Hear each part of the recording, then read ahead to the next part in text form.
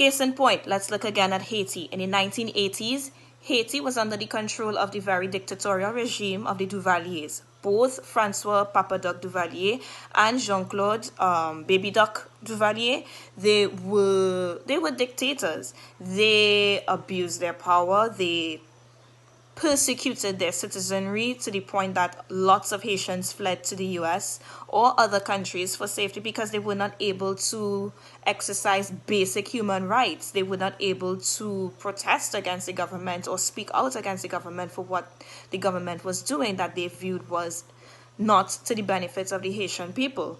But be that as it may, in the transition between the two Duvaliers, Papa Doc felt that he was of the view that Haitian dissidents who were in exile were coming back to assassinate him, so he asked for the assistance of the US.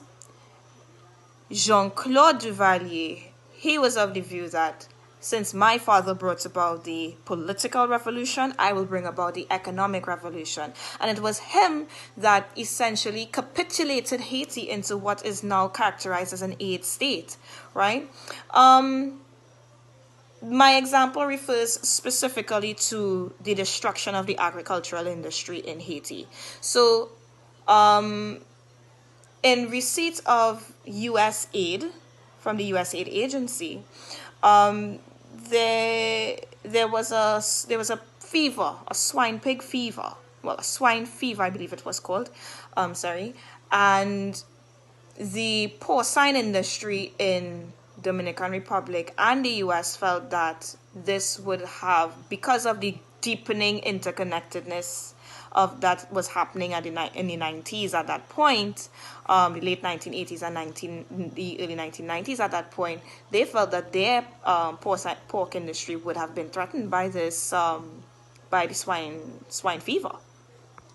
In Haiti, however, the pig that they had was called the Creole pig, and it was a very resilient pig.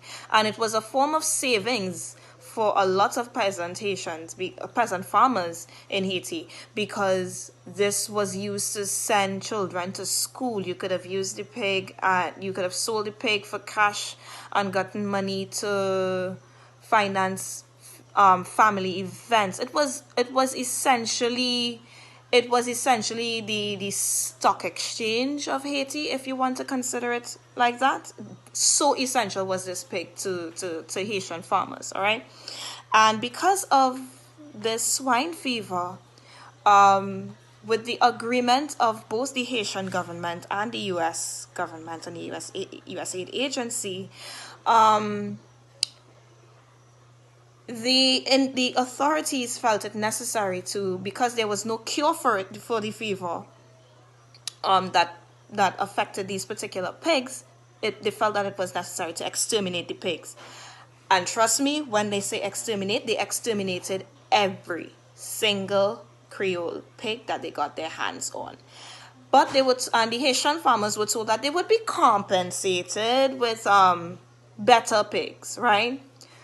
What these researchers and scientists did not understand is that in replacing the Creole pig with this one that came from, I believe it was Wisconsin. I would like to say Wisconsin. But this one that was not accustomed to the Haitian environment and maladapted to it, it required a lot more money to take care of this animal, and the resulting catastrophe was that the resulting catastrophe was essentially that the fact that the Creole pig allowed a lot of Haitians to go to school, you had a drop in enrollment because the Haitian farmers had to buy the pig. They were not given these pigs for free. The care that was necessary for these pigs, they could not provide because they did not have the money for it. The feed, the shelter, the veterinary care, all of these things added up, and they were not able to they were not able to keep up with those things to maintain their farming. Further to that, the Creole pig was essential to the environment of Haiti, because it helped with the soil management. And this new pig was not it. It was not giving, folks. It really wasn't.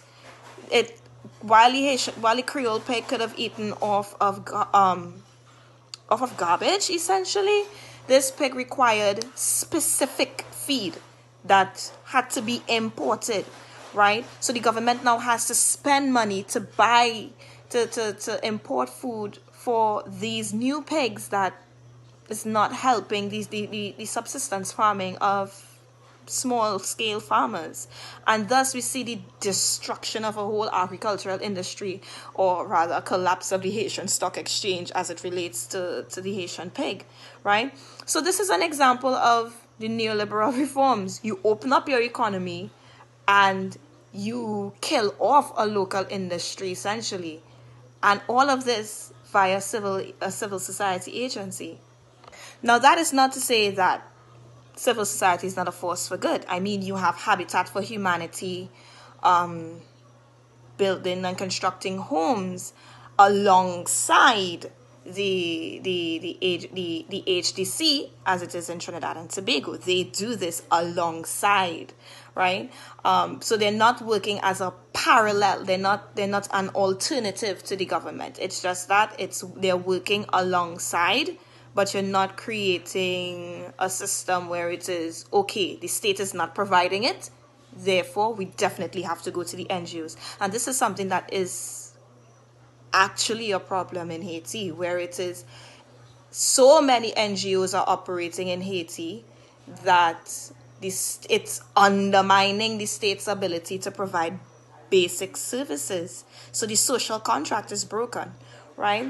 So let me know what you think. Are civil society groups a force for good in development, or are they not so much a force for good?